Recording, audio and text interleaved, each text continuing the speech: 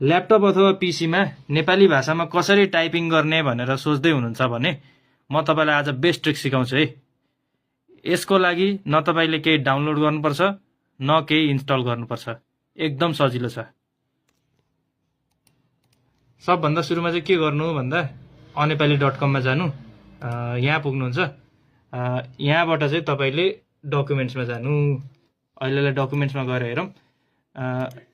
Voice typing गर्न मिल्यो अघि गरे जसरी, यो मुनिको माइक आइकन थिचेर, अथवा तपाईँलाई रोमन सजिलो लाग्छ भने यसरी गर्न मिल्यो, राम यसरी भयो।